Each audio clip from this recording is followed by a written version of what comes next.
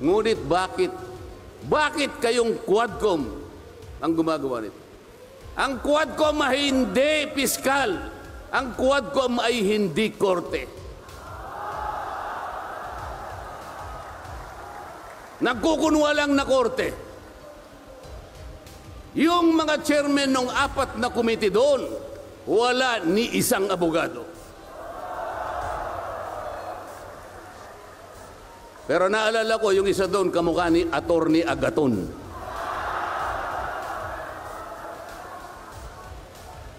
So sa halip na ang unahin ay yung kapakanan ng mamamayan, sa harap at liwanag ng napakaraming nakabantang panganib sa atin, sa ekonomiya, panglipunan, pangsiguridad, korupsyon, katiwalian, bakit ang inuuna ay usigin ng isang tao na hindi naman ipadadaan sa tamang proseso ng batas?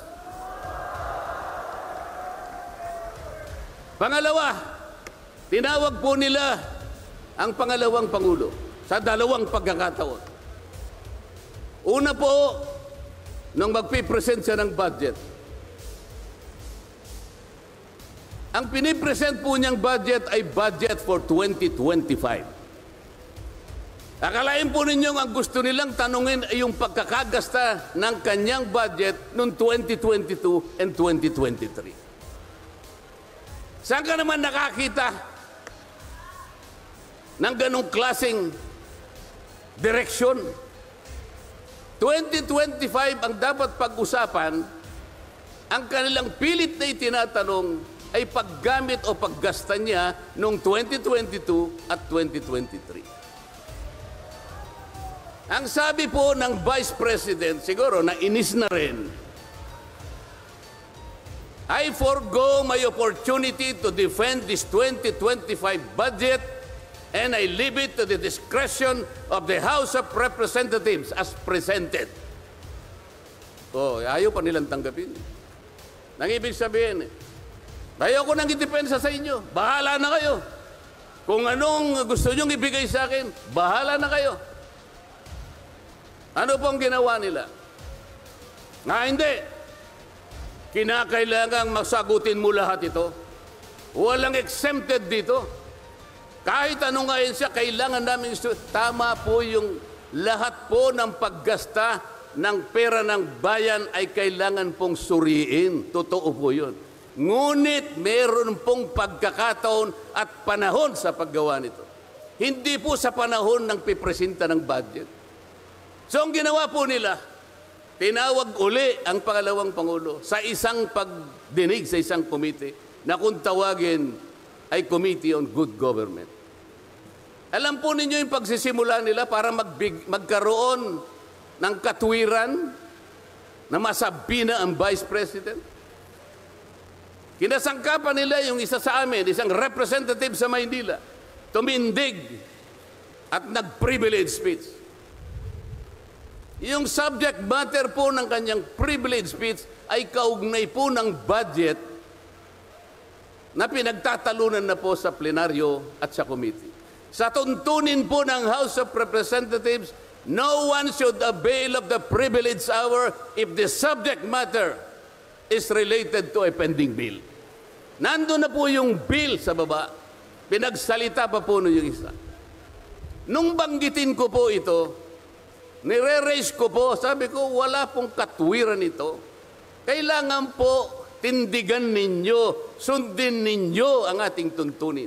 Kapag hindi tayo sumunod sa ating tuntunin, sinong maniniwala sa atin na tayo may karapatang gumawa ng batas para sa ikabubuti ng ating bansa?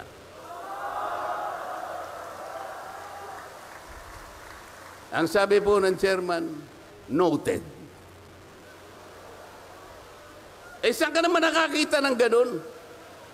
Ang House of Representatives ay lugar ng pagdidebate. Doon masusuri kung sino ang may katwiran. Kung hindi magsasalita ang chairman. At pagkatapos po, sinabi ko pa, bakit baka ako,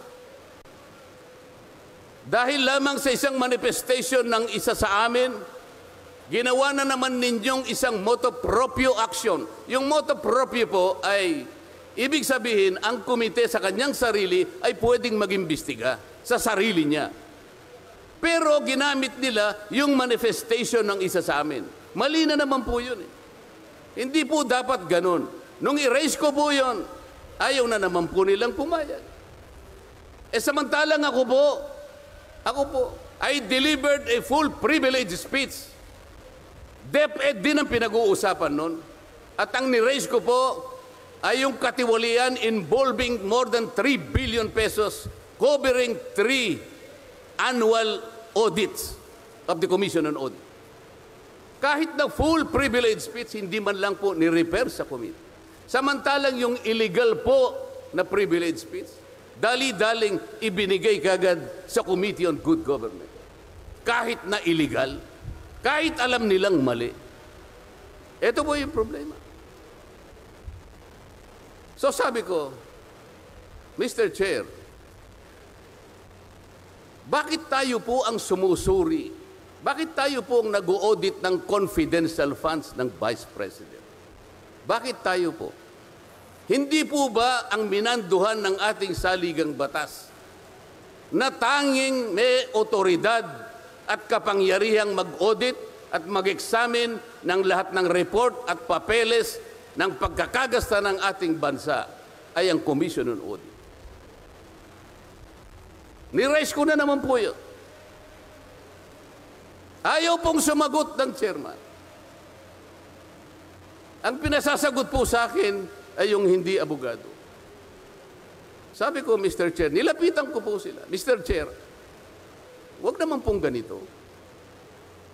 Ilagay naman po natin sa konteksto at sa regulasyon ng ating ginagawa. Tinatanong ko po ay isang constitutional issue. Bakit ang pasasagutin mo sa akin ay hindi man lang abogado? Huwag mo naman akong insultuhin.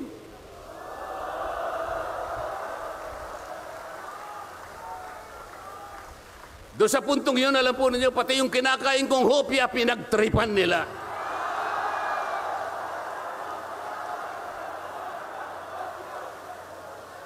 Ang Iglesia ni Cristo ay hindi po laban sa impeachment, sapagkat ang impeachment ay itinatadhana sa saligang batas.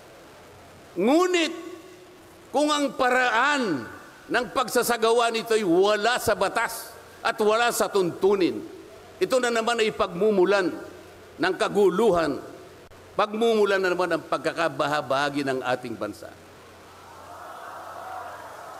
Ito po ang gusto nating iwasan. Ito po ang gusto nating iwasan. Iniimbestiga nila po yung confidential funds.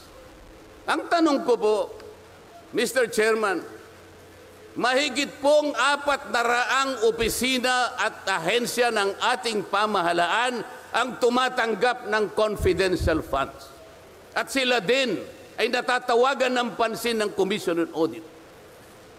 Bakit naman isang opisina lang ang pinipilit niyong usisain? Hindi ba masyadong halata namang pamumuliti kayan? Ito po yung gusto nating liwanagin. Hindi po tayo laban sa pag-iimbestiga ng katiwalian. Ilagay po natin sa ayos. Sana man lang kumuha sila ng ilang pang mga bahagi ng opisina na kagaya din ng paggagamit ng confidential funds, sapagkat ang layunin po raw ay makagawa ng batas. Kung talagang gusto ninyong gumawa ng batas, kasi po in aid of legislation, palagi po ito ang nagagamit, inquiry in aid of legislation. Nasa saligang batas po naman talaga ito. Kaya lang, meron pong limitasyon ang inquiry in aid of legislation. Ano po yung unang limitasyon? Kailangan po meron ka ng nakabalangkas na batas, panukala. Hindi mo lang makumple-kumpleto sapagkat nag-aatubili ka, baka merong impact ito sa ibang sektor. Kaya tatawag ka ng mga tao na makatutulong sa'yo para sa ganun makumpleto mo ang iniisip mong panukalang batas. Pagka ganun, alam niya kung sinong tatawagin niya. At alam niya rin kung anong itatanong niya. Hindi po ganun ang nangyayari ngayon eh. Dahil nga wala na pong rule of law, basta na lang sila tatawag ng kahit sino sapagkat hindi naman po talaga ang layunin ay gumawa ng batas kung hindi usigin ang taong gusto nilang usigin. Ito po ang nangyayari ngayon. Kaya nga po, dahil sa kagustuhan nila na talagang usigin ng ICC ang Pangulong Duterte, alam po ninyo, yun lang ang tanging layunin. Sa 13 pagdinig ng Quadcom, 13, nakapaggawa lang sila ng isang batas na kahit siguro po high school graduate pagtatawanan niya yung kanilang panukalang batas. Bakit po? Yung definition na definition lamang po ng extrajudicial killing ay talaga pong matatawa ka na. Tayo ko na pong pahabain yun. Ibig sabihin, ang layunin talaga ay hindi in aid of legislation, kung hindi in aid of prosecution, in aid of persecution.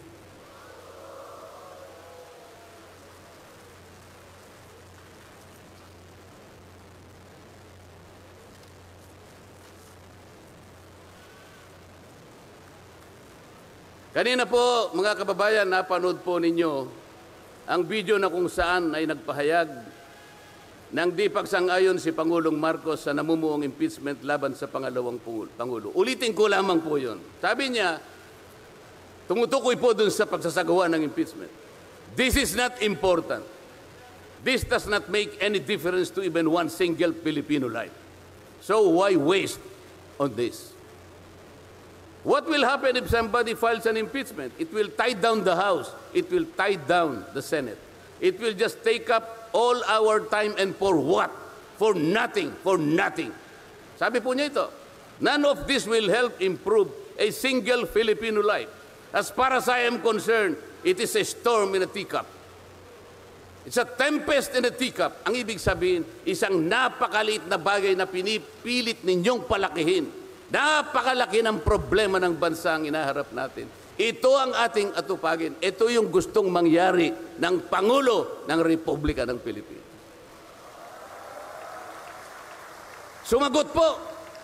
Sumagot po ang liderato ng House of Representatives. At sa isang bahagi, ang sabi po niya, ito po, kinuha ko lang yung isang bahagi sa isang mahabang manifestong ginawa nila. Sabi po ng House of Representatives, bilang tugon doon sa sinabi ng ating Pangulo. Sabi po niya, together, let us rally behind our President to protect and preserve the gains of democracy as we build a stronger, more united, and more prosperous republic. Pero nasaan po kaya? Nandito po kaya lahat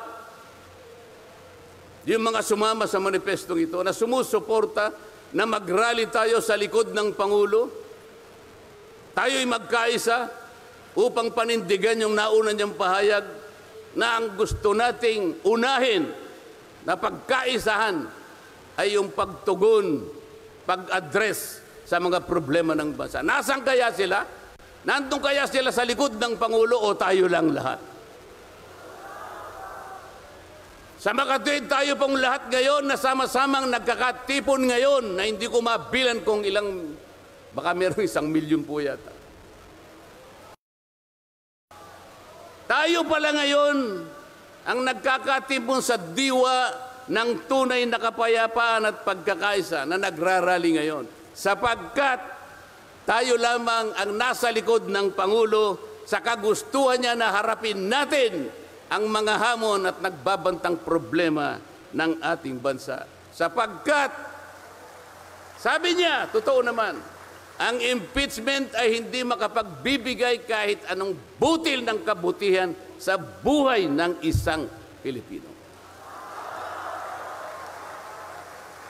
Bago po ako magtapos, ay nais ko pong sipiin dito ang butil ng kaalaman na inalaw sa isang 1957 Nobel na ang pamagat ay Atlas Shrugged ni Alice O'Connor, na kilala sa taguring Ayn Rand. Ang sabi po niya, sa English muna po, Pasensya na po kayo. When you see that in order to produce, you need to obtain permission from men who produce nothing. When you see that money is flowing from those who deal not in goods but in favors. When you see that men get richer by grab and pull, not by work. And your laws don't protect you against them, but protect them against you. When you see corruption being rewarded and honesty becoming a self-sacrifice, you may know that your society is doomed. Kapag nakikita po ninyo na para tayo ay mag-produce, ay hingi pa tayo ng permiso sa mga taong hindi naman nakakapag-produce, at nakikita po nyo na umaapaw ang pera sa pamagitan ng patagong transaction at hindi sa pamagitan ng mga merchandise na nakikita natin. At nakikita ninyo kanya na yung iba ay lalong nagiging mayaman sa pamagitan ng katiwalian at hindi sa pamagitan ng trabaho. At ang mga batas ninyo, sila pa ang pinoproteksyonan. At ang batas ninyo ay sila pa ang lumalaban sa inyo. At kapag ang corruption ay ito ang itinatadhana, ito ang binibigyan ng reward. At yung katapatan ay ito ay nagiging sakripisyong pang-personal. Alam na ninyo na ang inyong lipunan ay nasa kapahamakan. Mabigat po ito. Mabigat po ito. Ito ang dapat harapin ngayon sa pamamagitan ng pagkakaisa, pagkakasundo at kapayapaan. Hindi po biro-birong problema ang inaharap ng ating bansa. At bago po ako tuluyang magtapos, payagan ninyo kung ulitin ang sentimiento ni Edmund Burke, isang English political philosopher, na sinabi niya, "The only thing necessary for evil to triumph is for good men to do nothing." Sa Tagalog po, ang tanging kailangan para magtagumpay ang kasamaan ay magsawalang kibo at walang gawin ang mabubuting tao. Maraming salamat po.